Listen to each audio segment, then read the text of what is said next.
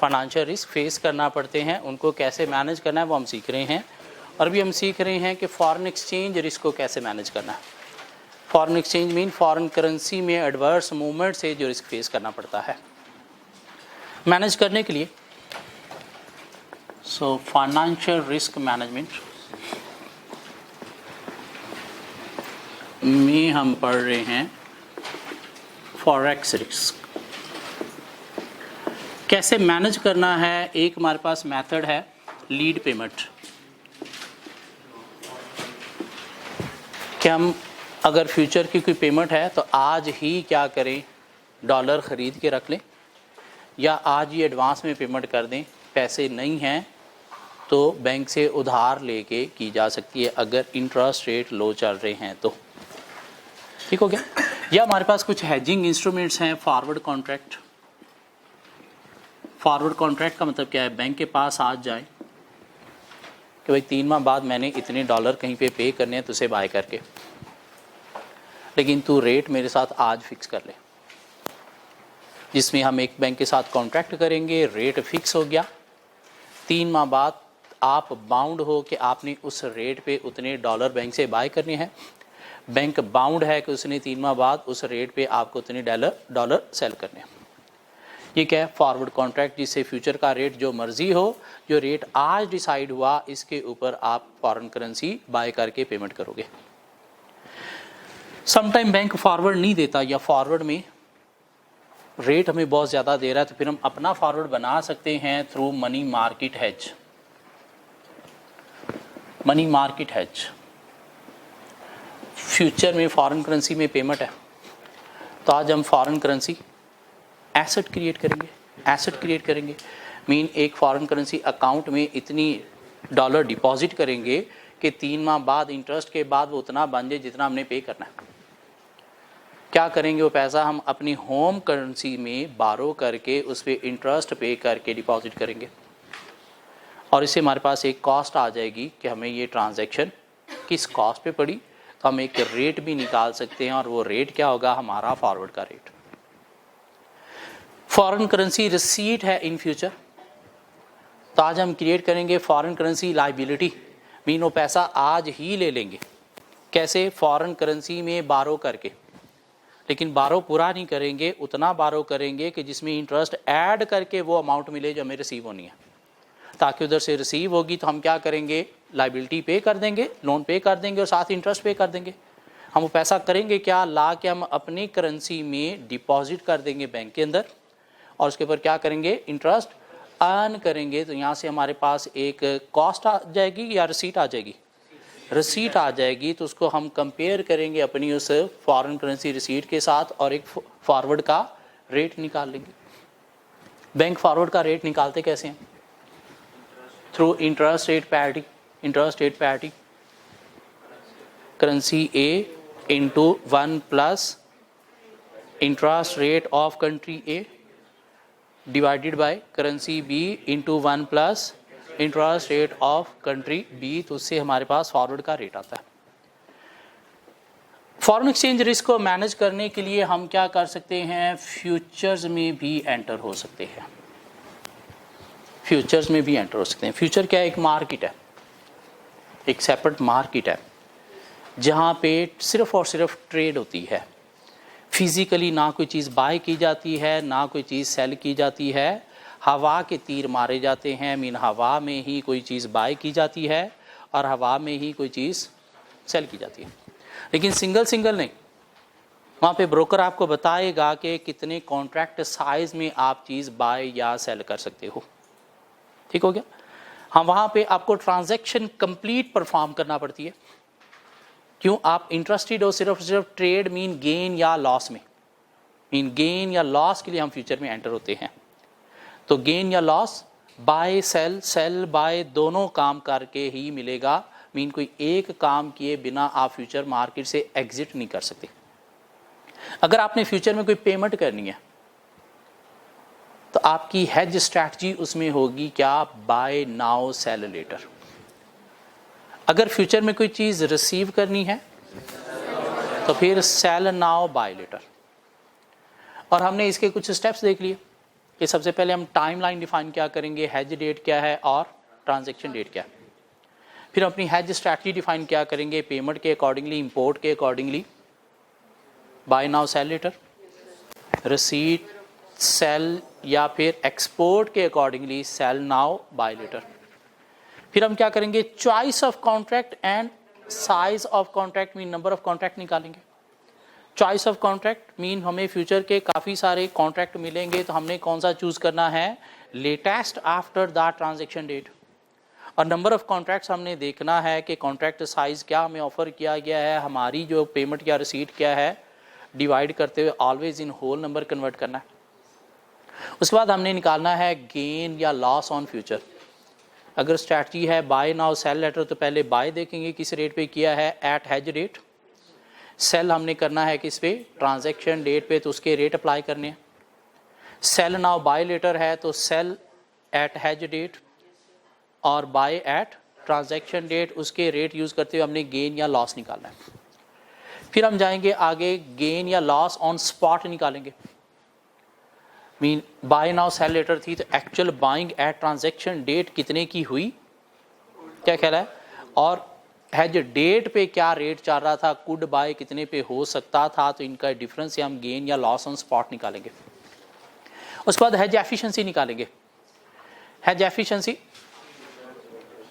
Gain loss जो future का है, गेन लॉस जो स्पॉट का, इनको कंपेयर करते हुए हेज एफिशिएंसी अगर आ जाए बिटवीन, ये फ्रैक्शन अपनी क्लियर कर लें, 80% टू 125%। अब कल मैं थोड़ा सा रॉन्ग बोल गया था, 85 नहीं, मिनिमम क्या है 80% टू 125%। इसके बीच में आ जाए तो हेज एफिशिएंसी ठीक है, मीन हेज इफेक्टिव है। इससे 80% से बिलो चला जाए या 125% से अबव चला जाए तो हेज इफेक्टिव नहीं है। अब नॉमिनेटर डिनोमिनेटर में आप जिसको मर्जी रख लो, नॉमिनेटर डिनोमिनेटर में जो सा मर्जी गेन लॉस रख लो, चाहे स्पॉट वाला नॉमिनेटर में रख लो, चाहे फ्यूचर वाला रख लो, आंसर आपका इसके बीच में ही आएगा।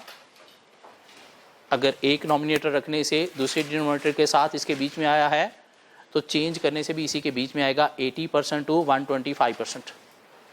ठीक हो गया। उसके बाद हमने क्या निकालना है, computation of share price, mean किस प्राइस पे अफेक्टिवली हमें ये ट्रांजैक्शन पड़ी, किस प्राइस पे हमें अफेक्टिवली ये ट्रांजैक्शन पड़ी, वो हम निकालेंगे। और सिर्फ उसमें कैश वाली जो आइटम्स हैं वो लेंगे। कैश वाली आइटम क्या है, गेन लॉस ऑन फ्यूचर है, यहाँ पे कैश दिया, ये कैश लिया, और एक्चुअल बाइंग या एक्चुअल सेलिंग है, यहाँ पे कैश गया है या फिर कैश लिया है। तो इनको कंपेयर करते हुए हमारे पास क्या आ जाएगी, टोटल कॉस्ट आ जाएगी। उसको हम शेयर के साथ या करेंसी के साथ कंपेयर करेंगे तो हमें पता चल जाएगा कि हमें ये ट्रांजैक्शन अफेक्टिव किस रेट पे पड़ी है। यहाँ तक बातें समझ आती हैं। ये तीन जो हैं ये क्या है, हेजिंग इंस्ट्रूमेंट्स हैं। इन्हें क्या नाम दिया जाता है, हेजिंग इंस्ट्रूमेंट्स, मीन डेरिवेटिव्स हैं। एक और हम नेक्स्ट लेक्चर में पढ़ेंगे जिसे नाम दिया जाता है ऑप्शंस। मीन ये चार हमारे पास हमारे सिलेबस में क्या हैं, हेजिंग इंस्ट्रूमेंट्स हैं। ऑप्शंस क्या है नेक्स्ट लेक्चर में देखेंगे। अभी आज सिर्फ हमारा एक ही काम है और वो क्या है, एक क्वेश्चन नंबर 18 अटेम्प्ट करना। Question number 18,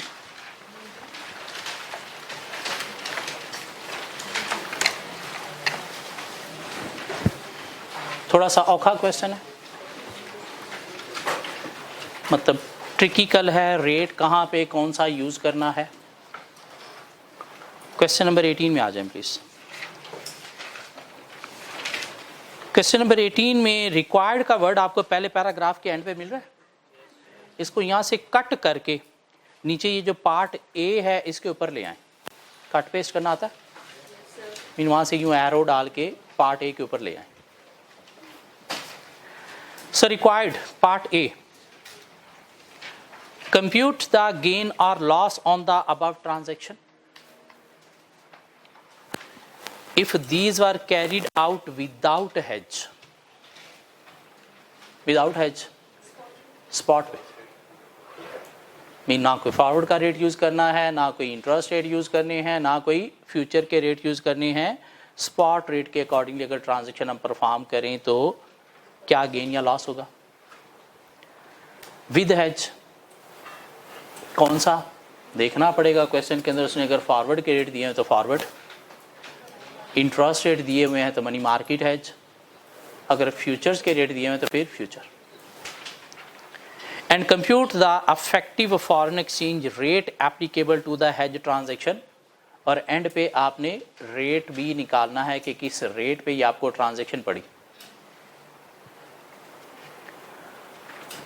SPM Traders are a large multinational trading company with operations spread in various cities around the world.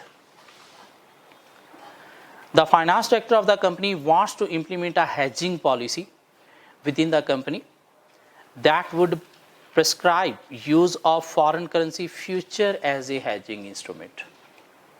और उसने बता दिया कि hedging आप किसके थ्रू करने जा रहे हो, futures के through. In order to test this policy, the finance director has instructed his New York office to hedge the following foreign exchange transaction carried on April 20x0. April 20x0. Export की है कोई 697,500 euro, ये euro है currency, जिसके against आपको amount receive होनी है, पे करनी है, रिसीव होनी है। कब रिसीव होनी है? 19 मई 20x0 को। सो कोई फॉरेन करेंसी रिसीट है इन फ्यूचर, अभी आप शायद अप्रैल में हो, फ्यूचर में कब? 19 मई को। और साथ एक इंपोर्ट की भी है, 79800 पाउंड है। ये दोनों करेंसी सेम नहीं है, इसलिए दोनों को नेट नहीं कर सकते। पाउंड सेपरेट और वैसे भी इसकी डेट भी सेपरेट है। इसके अगेंस्ट आपने पेमेंट करनी है, कब पेमेंट करनी है? 31 जुलाई 20x0 को। तो दो डिफरेंट ट्रांजैक्शंस आपके पास। पहले हम एक्सपोर्ट को विदाउट हैज विद हैज देखेंगे, फिर पेमेंट इंपोर्ट की उसको विदाउट हैज विद हैज देखेंगे। मीन दो क्वेश्चन बन जाएंगे एक तरह के। After the year end on 30 September 20x0, the finance director wants to evaluate the impact of the decision. Spot rates on the relevant dates were as follows. As on April 16, जो शायद has date होगी, अप्रैल में आप हो ना, तो ये has date होगी। वहाँ पे स्पॉट रेट क्या है? $1.3924 पर यूरो, मीन ये स्लैश यूरो है, टू 1.3927 पर यूरो। यूरो वाला रेट कहाँ पे अप्लाई करना है? एक्सपोर्ट में, इंपोर्ट में, रिसीट में या पेमेंट में? रिसीट में। और डॉलर, दिस मीन आप यूएसए में हो, दिस मीन आप यूएसए में हो। क्या ख्याल है? और 16 ही अप्रैल को जो डॉलर टू पाउंड रेट है वो है 1.9271 पर पाउंड टू 1.9275 पर pound. Is it direct quote or indirect quote? Toss कर लें, डायरेक्ट कोट है या इनडायरेक्ट कोट है? डायरेक्ट कोट में फॉरेन करेंसी बेस है, यहाँ पे बेस फॉरेन करेंसी है। मीन वन क्या है? वन क्या है?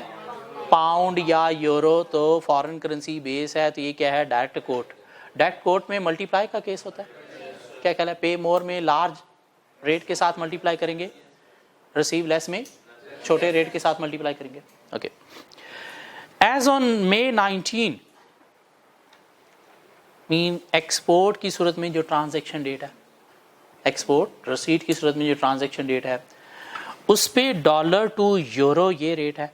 क्यों? एक्सपोर्ट है यूरो में, वहाँ पे पाउंड का रेट तो नहीं आपको चाहिए, वहाँ पे पाउंड का रेट तो नहीं ना चाहिए, नहीं, पाउंड का रेट आपको चाहिए इंपोर्ट से रेट।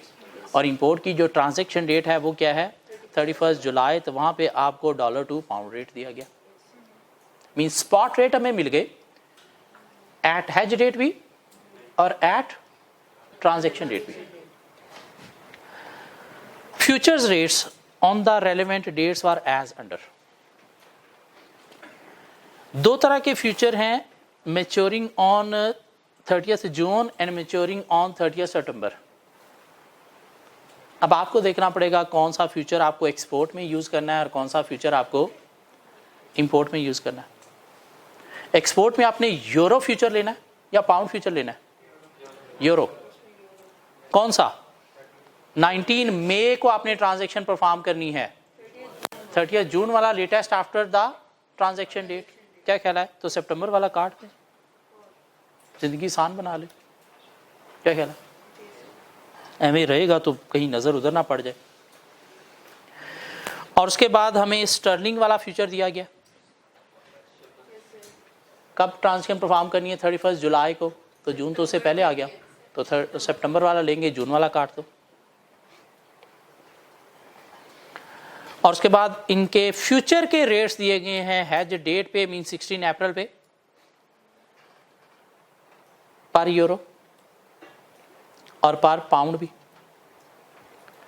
और उसके बाद 19 मई जहां पे रिसीट वाला ट्रांजैक्शन डेट है, एक्सपोर्ट के अगेंस्ट ट्रांजैक्शन डेट है, वो रेट दिए गए हैं फ्यूचर के, मीन हैज डेट के भी फ्यूचर के रेट और ट्रांजैक्शन डेट के फ्यूचर के रेट। और उसके बाद 31 जुलाई वाला भी फ्यूचर के रेट दिए गए हैं, जो इंपोर्ट के अगेंस्ट आपने वो यूज़ करने हैं। So market lot in future market for each currency is 100,000। Contract size क्या है? लॉट साइज क्या है? 100,000। तो आपको देखना पड़ेंगे कितने नंबर ऑफ कॉन्ट्रैक्ट्स आपके बनेंगे। सो क्या करना है आपने? गेन या लॉस ऑन हेज भी निकालना है, विद हेज भी निकालना है और विदाउट हेज भी निकालना है। गुड लक एवरीबॉडी, ट्राई करें प्लीज।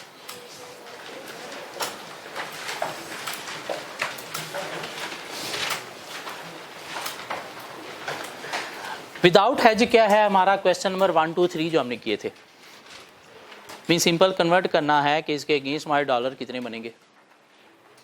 क्या ख्याल है? एक्सपोर्ट के अगेंस्ट हमारे डॉलर कितने बनेंगे और इंपोर्ट के अगेंस्ट हमारे डॉलर कितने बनेंगे। इसमें गेन लॉस नहीं है, सिर्फ आपने लोकल करेंसी निकालनी है। विद हेज में आपने फ्यूचर में जाना है, उसमें एक्सपोर्ट वाले को सेपरेट डील करना है और इंपोर्ट वाले को सेपरेट डील करना है।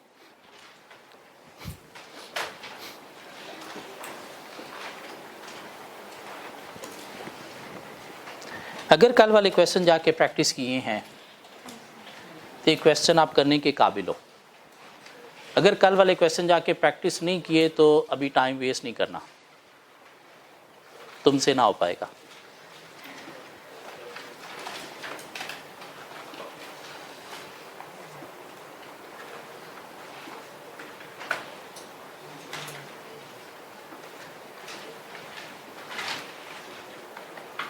कोई ऐसा बंदा भी जो कल क्लास में था ही नहीं?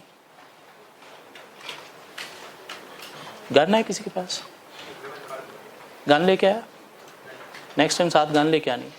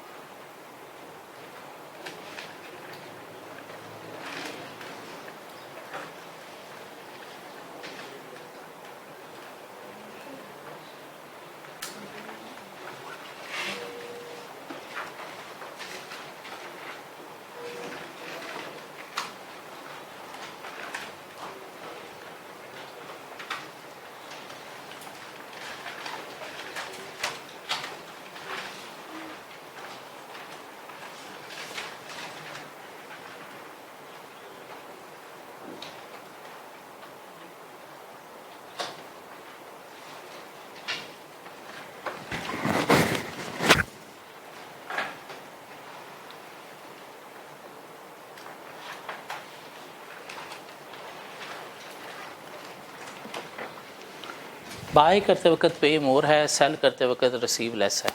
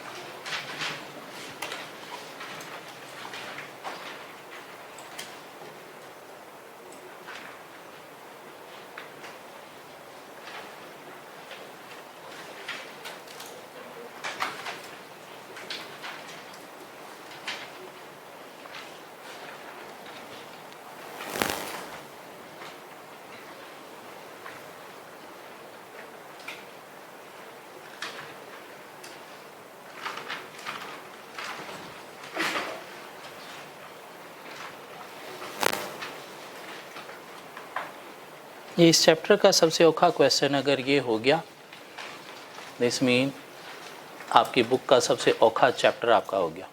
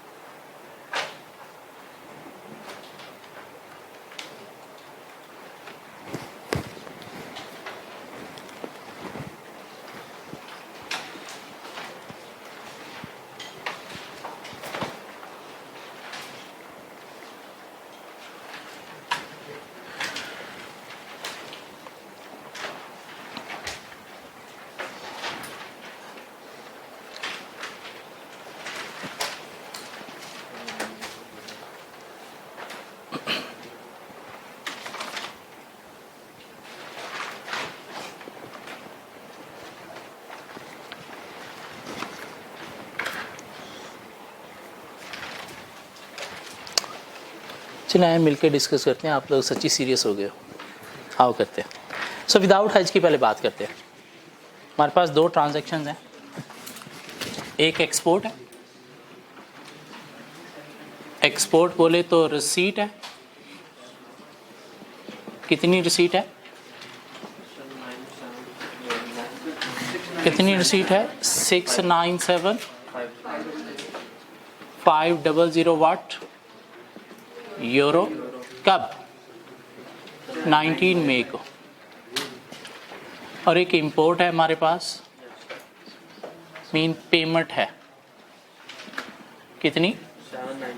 790,800 पाउंड की। कब? 31 जुलाई को। विदाउट हेज की पहले अगर हम बात करें, मीन फ्यूचर में एंटर हुए बिना स्पॉट पे हमें गेन या लॉस कितना हुआ? क्या कह रहा? स्पॉट पे हमें गेन या लॉस कितना हुआ? हमने 19 मई को स्पॉट पे इतनी पेमेंट की होगी। 19 मई को स्पॉट पे इतनी पेमेंट की होगी या रिसीव की होगी? रिसीव की होगी, रिसीव की होगी। तो डॉलर कितने बनेंगे ये निकाले जा सकते? क्या ख्याल है? 2 रेट दिए गए हैं, तो क्या करेंगे हम? 2 कैलकुलेशन करके देख लें। हाँ, पहले हम क्या ले लेते हैं? रिसीट ले लेते हैं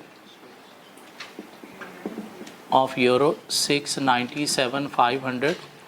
और अगर हम 2 रेट हैं तो एक तरफ हमारे पास डॉलर है, एक तरफ हमारे पास यूरो है, डॉलर है और यूरो है।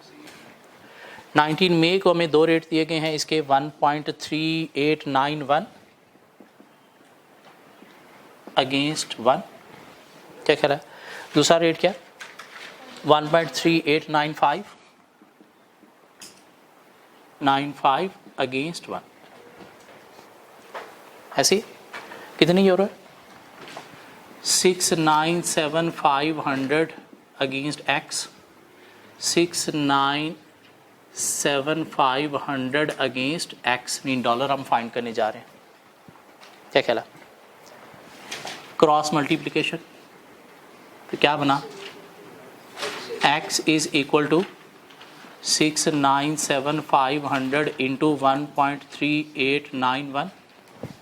What is x? 96897 what? Dollar. इधर से x is equal to what? 9697500 into 1.3895 कितने डॉलर? 96917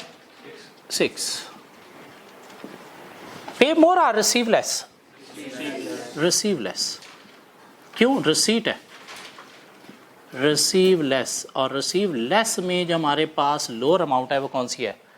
968,897। तो ये हमारे पास जो है वो 19 मई को एक्चुअली हमने इतनी रिसीट ली। एक्चुअली हमने इतनी रिसीट ली। यहाँ से गेन लॉस निकाला जा सकता है। एक्चुअल रिसीट कितनी है? Dollar 968,897 could receive. कहाँ पे? 16 अप्रैल पे। 16 अप्रैल पे कितना रिसीव कर सकता था? 16 अप्रैल पे कितना रिसीव कर सकता था? लोअर रेट 1.3924 से मल्टीप्लाई करेंगे। क्या ख्याल है? क्या है वो? 697,500 यूरो। और रेट क्या था तब? 1.3924। 1.3924 तो कितना रिसीव कर सकता है? 971199। गेन हुआ या लॉस हुआ? गेन हुआ या लॉस हुआ? इतना रिसीव कर सकते थे, आपने रिसीव इतना किया, तो लॉस कितना है? $2302। क्या कहला? गेन या लॉस विदाउट हेज हमने निकाल लिया। हाँ, स्पॉट पे जो एक्चुअल ट्रांजैक्शन आपने परफॉर्म की 19 मई को, तो वहाँ पे आपने इतना रिसीव किया। 16 अप्रैल को रेट क्या था? ये रेट था। वहाँ पे आप इतना रिसीव कर सकते थे। क्या ख्याल है? और वैसे भी अगर दोनों के रेट को देखो 16 अप्रैल और 19 मई वाले, तो 16 अप्रैल पे रेट ज़्यादा था, 19 मई पे रेट कम हो गया, तो क्या होना था, लॉस ही होना था। ये बात समझ आती है? ये दो कैलकुलेशन क्यों की हैं? क्योंकि दो रेट थे, एक भी हो सकती थी। डायरेक्ट कोट रिसीव लेस छोटे रेट से ही मल्टीप्लाई करना था, ये छोटा रेट था, उसी में मल्टीप्लाई करते हुए हमारा आंसर आया। क्या कहला पंगा है? दोनों कैलकुलेशन कर लो तसल्ली के लिए, देख लो रिसीव लेस कहाँ से आ रहा है। अब दूसरी में चले गए। दूसरा क्या हमारे पास पेमेंट है, दूसरे हमारे पास पेमेंट है,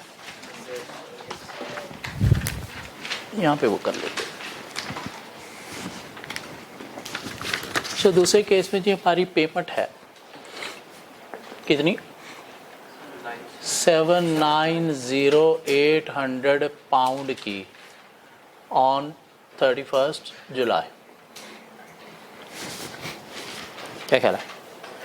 डॉलर हम बना सकते हैं, इसके डॉलर बना सकते हैं।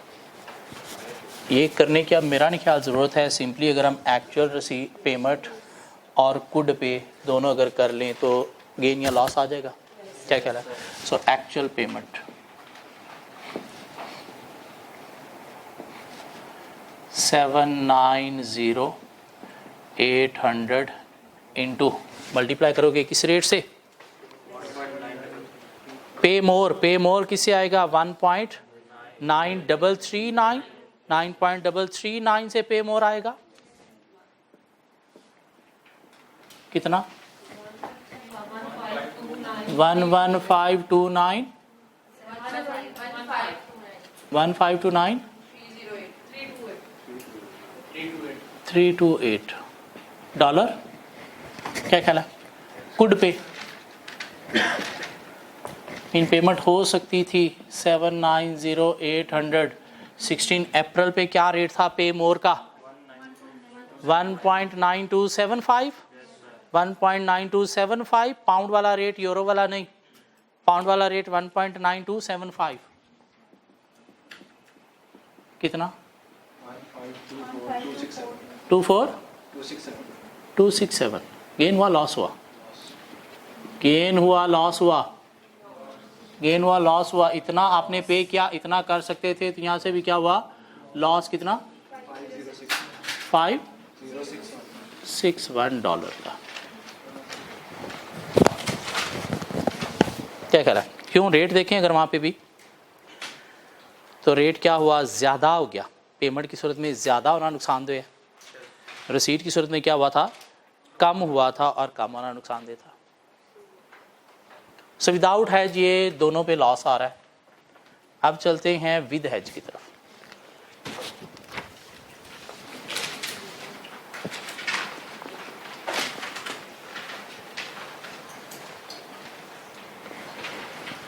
विद हैज फ्यूचर्स के थ्रू है क्या हमारी जी, रिसीट है यूरो 6,975 की ऑन 19 में।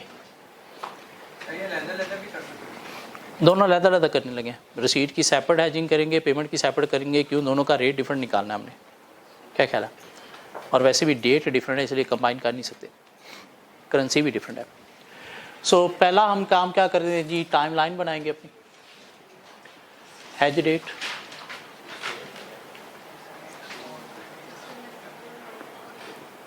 And transaction date.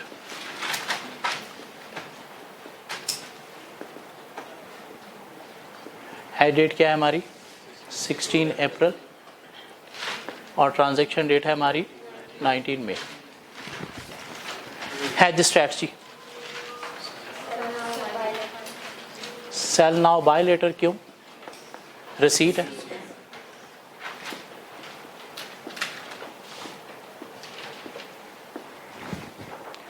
Choice of contract, choice of contract, कौन सा कॉन्ट्रैक्ट लोगे, 30 जून वाला। एंड नंबर ऑफ कॉन्ट्रैक्ट्स,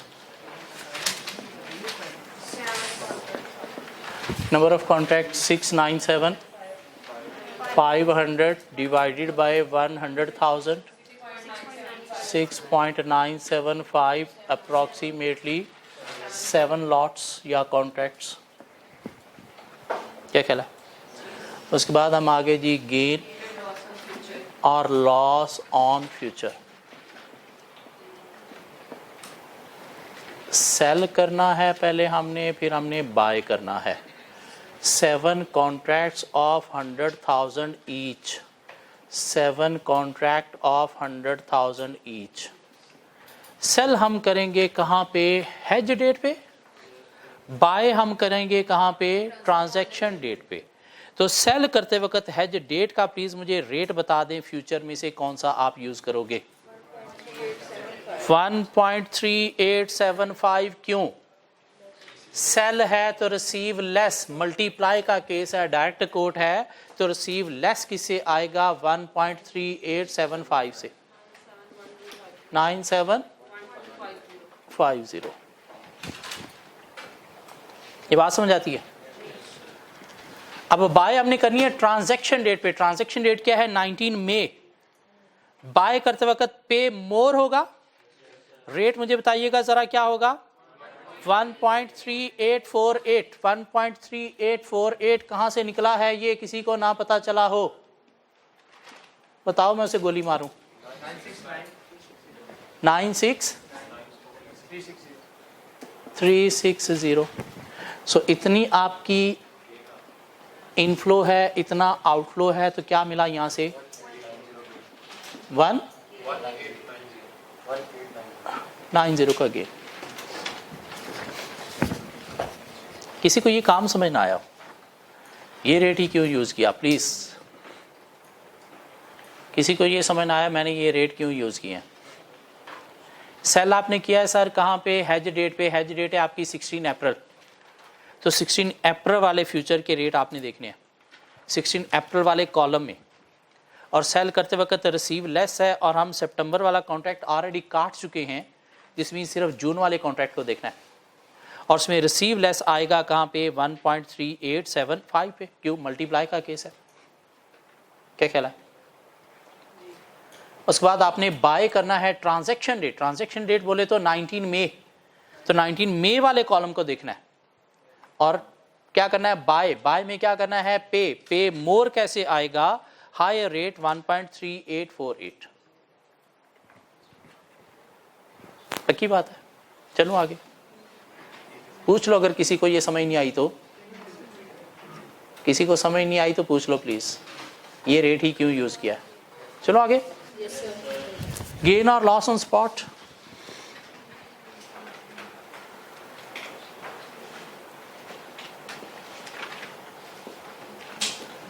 क्या किया आपने? एक्चुअल सेल किया। कितना? 697,500 euro at the rate of. कब सेल किया? 19 मई को एक्चुअल आपने सेल किया। तो 19 मई को जो एक्चुअल आपने सेल किया, अब यहाँ पे फ्यूचर के रेट यूज करना है या स्पॉट का यूज करना है? Gain loss on spot. Spot लेना है तो स्पॉट रेट में चले गए। 19 मई को आपने सेल किया, सेल किया, रिसीव लेस, रेट बताइएगा मुझे। 1.38। शायद यहां पे भी हमने यही यूज किया था। क्या ख्याल है? अमाउंट वही आएगी। कितनी? 968,897। Could sell, could sell 697,500 could sell. कितने पे सेल कर सकते थे? 1.3924। 1.3924 और कितना मिल सकता था? 971,199। तो यहाँ से क्या हो गया? लॉस हो गया हमें कितने का? 2302 का, जिसको ये गेन कवर कर गया। पूरा नहीं, अधूरा। क्या ख्याल है? हेज एफिशिएंसी उसने हमसे मांगी नहीं, इसलिए निकालने की जरूरत ही नहीं है। सिंपली क्या करो, रिसीट एक्चुअल निकाल लो और रेट निकाल लो। सो कंप्यूटेशन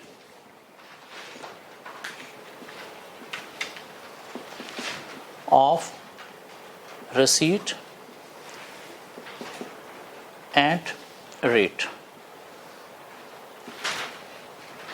कैश वाली ट्रांजैक्शन लेनी है। एक्चुअल सेल आपने किया,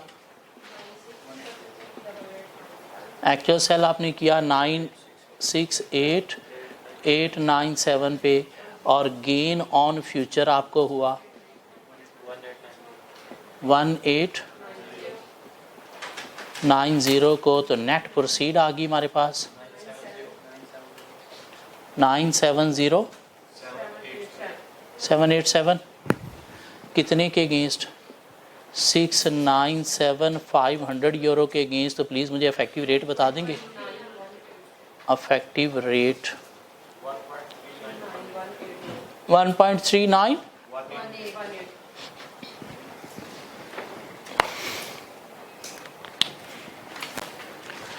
जी किसी को ये चीज़ समझ आ गई हो? चैप्टर समझ आ गया, MFA समझ आ गया। इससे औखा क्वेश्चन नहीं है हमारे पास, और इससे औखा टॉपिक भी नहीं है MFA में। चलिए आगे। पेमेंट,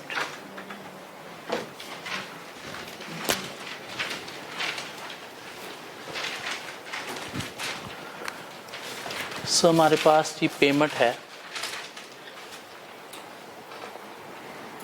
79 पाउंड 790,800 की। कब? 31 जुलाई को।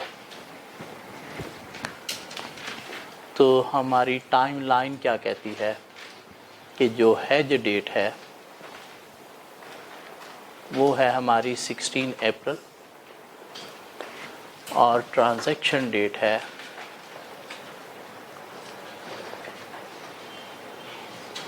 31 जुलाई। हेज स्ट्रैटेजी,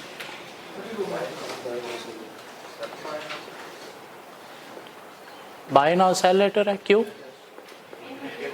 पेमेंट है।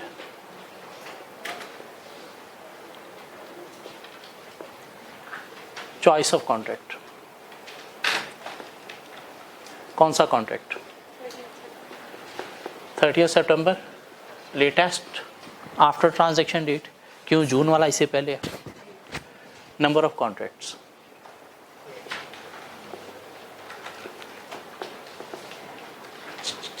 790,800 डिवाइडेड बाय 100,000, 7.908 अप्रॉक्सीमेटली 8 कॉन्ट्रैक्ट्स।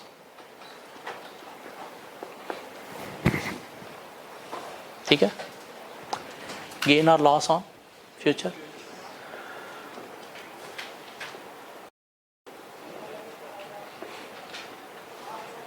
आगे वाला काम ज़रा एक दफ़ा खुद से करो, फिर हम मिलके करेंगे। इससे आगे वाला काम ज़रा खुद से करो, फिर हम मिलके करेंगे।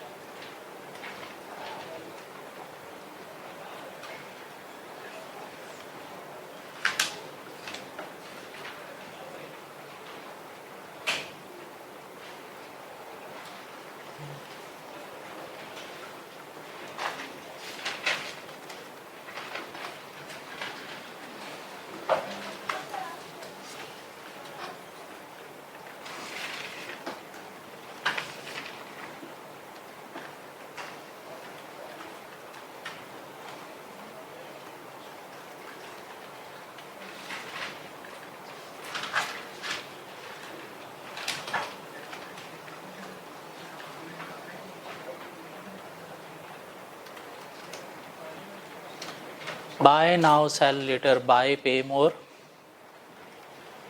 on hedge date. Sell, receive less on transaction date.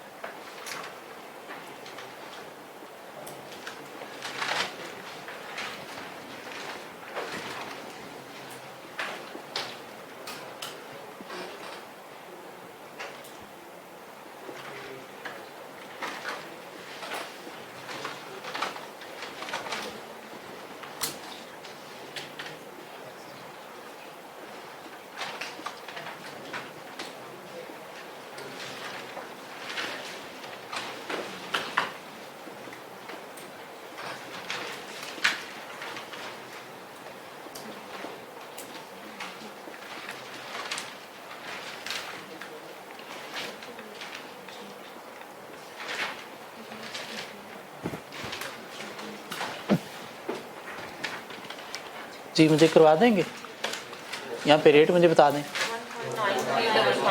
1.9355। किसी को पता ना चला हो ये क्यों है। हैज डेट पे मोर। हैज डेट मीन्स 16 मई। फ्यूचर वाले कॉलम में स्पॉट नहीं, फ्यूचर वाले में 16 मई को 30 सितंबर वाला कॉन्ट्रैक्ट हमने लिया है, तो क्या रेट बनता है पे मोर में 1.9335। 355 1.9355 1.9355 यस। कितनी अमाउंट बनी? 400 डॉलर। यहाँ पे कौन सा रेट लेंगे? सेल 1.9411 मीन ट्रांजैक्शन डेट पे, ट्रांजैक्शन डेट बोले 31 जुलाई वाले कॉलम में रिसीव लेस छोटे रेट से मल्टीप्लाई करेंगे 1.9411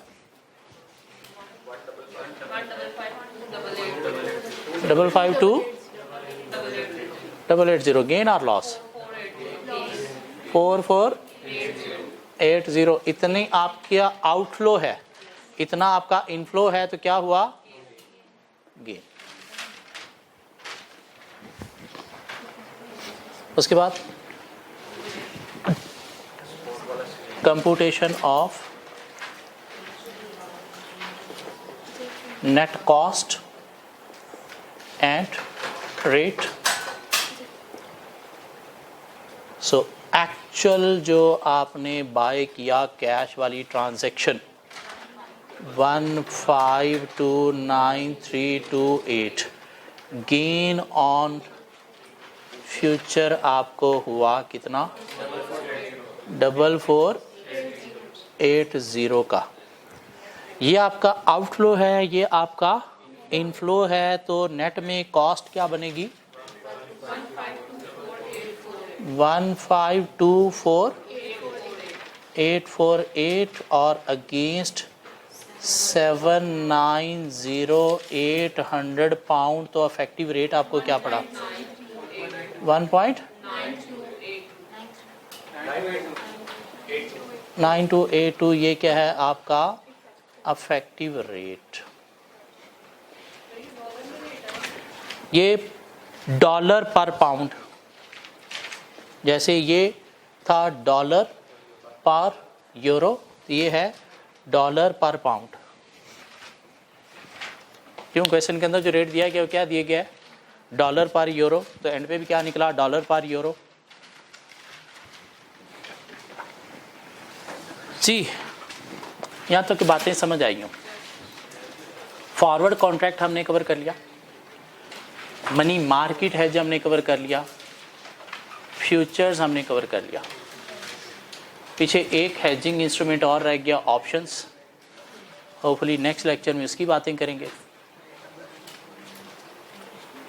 फिर हमारा फॉरेन एक्सचेंज रिस्क ख़त्म हो जाएगा, फिर हम इंटरेस्ट रेट रिस्क को कैसे मैनेज करना है वो देखेंगे।